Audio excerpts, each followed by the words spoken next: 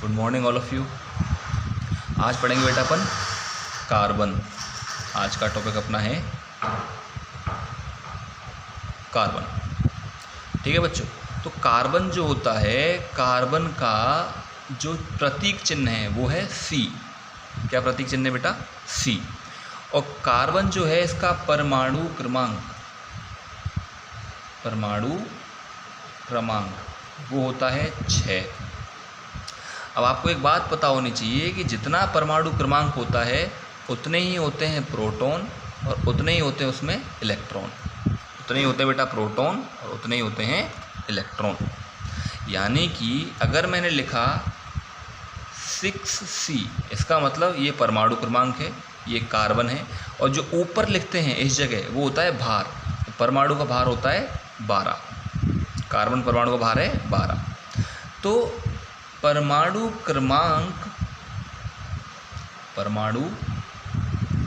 क्रमांक इससे सूचना मिलती है हमें प्रोटॉन के बारे में जानकारी मिलेगी एवं इलेक्ट्रॉन के बारे में जानकारी मिलेगी। यानी जितना परमाणु क्रमांक होगा उतने ही प्रोटॉन होंगे और उतने ही इलेक्ट्रॉन होंगे। और ये वाली चीज़ इसको बोलते हैं परमाणु भार। तो जितना परमाणु भार होगा उतना होगा उसमें प्रोटॉन प्लस न्यूट्रॉन। अब जैसे इसकी बात अगर मैं करूं बेटा, तो कार्बन मैंने लिख दिया यहाँ पे, इसके प्रोटॉन इलेक्ट्रॉन न्यूट्रॉन बताने हैं आपको तीनों चीज़ें। ये 6C12 लिखा हुआ है मैंने। देखो प्रोटॉन कितने हो गए इसके अंदर? 6। सर कैसे पता चला? कि परमाणु क्रमांक 6 है। परमाणु क्रमांक 6, जितना परमाणु क्रमांक उतने प्रोटॉन, जितना परमाणु क्रमांक उतने प्रोटॉन और उतने ही इलेक्ट्रॉन। तो इलेक्ट्रॉन कितने हो गए बेटा इसके अंदर? 6। अब न्यूट्रॉन कैसे पता करें? न्यूट्रॉन पता करने के लिए चलेंगे भार के पास, क्योंकि परमाणु भार होता है प्रोटॉन प्लस न्यूट्रॉन। तो भार इसका बेटा 12 दिया हुआ है। भार बराबर प्रोटॉन प्लस न्यूट्रॉन। भार कितना दिया हुआ है? 12 दिया हुआ है भार। प्रोटॉन कितने हैं? 6 हैं प्रोटॉन। न्यूट्रॉन पता करने, तो बताओ कितने निकल के आ गए? 6 को उधर ले जाओगे, 12 - 6 यानी न्यूट्रॉन आ गया आपके पास 6 ही न्यूट्रॉन है इसके पास। ठीक है। अगर मैंने बोला आपको कि नहीं भाई एक 6C14 है, यानी दो प्रकार का, प्रकृति में हमें 2 प्रकार का कार्बन मिलता है। एक प्रकार का कार्बन ये है, एक प्रकार का कार्बन ये है। इसका भार 12 है, इसका भार 14 है। हाँ, परमाणु क्रमांक दोनों का 6-6 होगा। परमाणु क्रमांक 6-6 है, लेकिन एक का भार 12, एक का भार 14। तो इसका ऑपरेशन करते हैं। चलो अब इसका ऑपरेशन करना इन द सेंस इसका सब कुछ पता लगाते हैं। तो सब कुछ कैसे पता लगाओगे बेटा इसका? कि आपने क्या किया, सेम टेबल यहाँ बनाई, प्रोटॉन इलेक्ट्रॉन न्यूट्रॉन। ठीक है।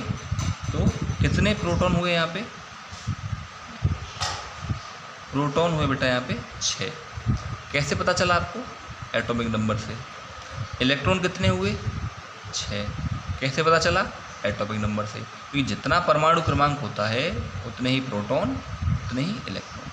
अब फंस गए कहाँ पे? न्यूट्रॉन पे फंस गए। अब मैंने ट्रिक क्या दिखाई थी तुम्हें?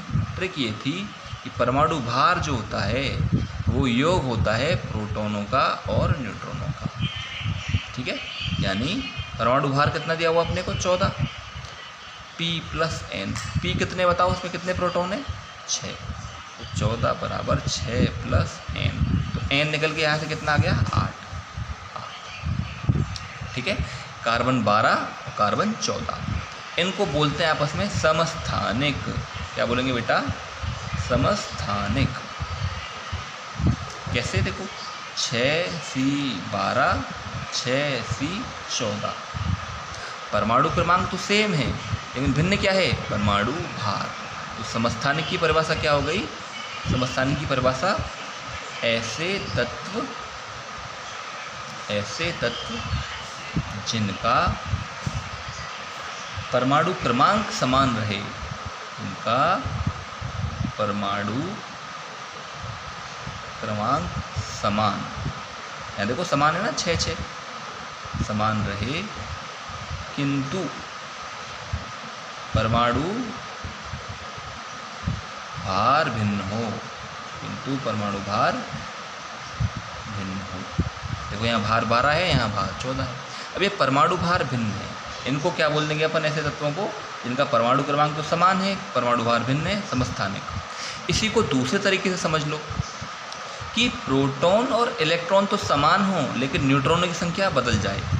प्रोटॉन इलेक्ट्रॉन तो समान हो, न्यूट्रॉनों की संख्या बदल जाए। देखो यहाँ प्रोटॉन 6, यहाँ प्रोटॉन 6, यहाँ इलेक्ट्रॉन 6, यहाँ इलेक्ट्रॉन 6, लेकिन यहाँ न्यूट्रॉन 6, यहाँ न्यूट्रॉन 8। इसीलिए मैंने बोला समस्थानिक उनको बोलते हैं जहाँ प्रोटॉन और इलेक्ट्रॉनों की संख्या तो समान रहे लेकिन न्यूट्रॉन बदल जाएं। ये देखो 6 हैं और यहाँ पे 8 है। या फिर ऐसे समझ लो कि परमाणु क्रमांक समान रहे, 6 परमाणु भार बदल जाए। तो दो डेफिनेशन है आपके पास, दो परिभाषाएं, या तो ये याद रख लो या फिर ये याद रख लो, और दोनों याद रख लो तो बहुत ही अच्छा है। ठीक है, नेक्स्ट अपन कार्बन की और अगर बात करें, थोड़ा डिटेल में देखते हैं इसको कि चलो ऐसे कर लेते हैं इसको कि कार्बन जो है बेटा, कार्बन इसका 6 इलेक्ट्रॉन है, हमें पता है 6 परमाणु क्रमांक है इसका, तो 6 इलेक्ट्रॉन है। तो पहली कक्षा में कितने इलेक्ट्रॉन जाएंगे? 2। पहली में 2 जाते हैं हमें पता है, और दूसरी में कितने जा सकते हैं? 8 जा सकते हैं। लेकिन इसका परमाणु क्रमांक 6 है तो 2 भर दिए, कितने बचे? 4 बचे। हम 4 यहाँ भर देंगे, एक यहाँ भरा, एक यहाँ भरा, एक यहाँ भरा और एक यहाँ भरा। यानी कि परमाणु क्रमांक कॉन्फ़िगरेशन विन्यास क्या हुआ इसका? 2,4। अब ये 4 ऐसे बॉन्ड बंद बना लेगा, इसको इससे, ये कहीं आगे जुड़ेगा, ये कहीं आगे जुड़ेगा, ये कहीं आगे जुड़ेगा, यानी इलेक्ट्रॉनों का साझा होगा। सर साझा क्यों होगा इलेक्ट्रॉनों का? क्योंकि इसको अपने बाह्यतम कोश में कितना करना होता है स्थायित्व के लिए, स्टेबिलिटी के लिए? 8 चाहिए होते हैं, लेकिन अभी यहाँ पे कितने? 4 हैं। तो ये क्या करेगा? बंद बनाएगा। क्या करेगा बेटा? बंद बनाएगा। कौन? कार्बन। कार्बन बंद बनाएगा, और कैसे बनाएगा? इलेक्ट्रॉनों का साझा करके, इलेक्ट्रॉनों का साझा करके शेयरिंग होगा। क्या होगी? इलेक्ट्रॉनों की शेयरिंग, आदान प्रदान नहीं होगा, साझा होगा। और कितने इलेक्ट्रॉन है इसके पास? 1 2 3 4, इसलिए अपन बोलते हैं कार्बन को चतुसंयोजी। चतुसंयोजी। ठीक है, अब तक अपन क्या क्या सीखे? देखो, कार्बन का परमाणु क्रमांक 6 होता है, और जितना परमाणु क्रमांक उतने प्रोटॉन उतने इलेक्ट्रॉन। परमाणु भार से हमें सूचना मिलती है प्रोटॉन प्लस न्यूट्रॉन की। अगर एक रूप ये है कार्बन का, हमें एक रूप मिलता है 12 के रूप में, एक रूप मिलता है कार्बन का 14 के रूप में। दोनों का अपन ने अंतर देखा था यहाँ पे। फिर अपन ने बात की है कार्बन के विन्यास की। पहले में 2 इलेक्ट्रॉन गए और दूसरे में 4 इलेक्ट्रॉन गए। ठीक है, अच्छा, और ये अनस्टेबल है, अभी अस्थाई है। क्यों? क्योंकि बाह्यतम कक्षा में 8 होने चाहिए थे, इसके 4 हैं, इसका मतलब ये अस्थाई है। अब अपने आप को स्थाई कैसे करेगा? अपने आप को स्थाई करने के लिए कार्बन बंद बनाएगा। कैसे बनाएगा बंद? इलेक्ट्रॉनों का साझा करेगा। इसीलिए क्या बोलते हैं कार्बन को? चतुसंयोजी। 4 का साझा करेगा ना, एक इधर, एक ऊपर, एक इधर और एक इधर, इसलिए बोलेंगे कार्बन को चतुसंयोजी।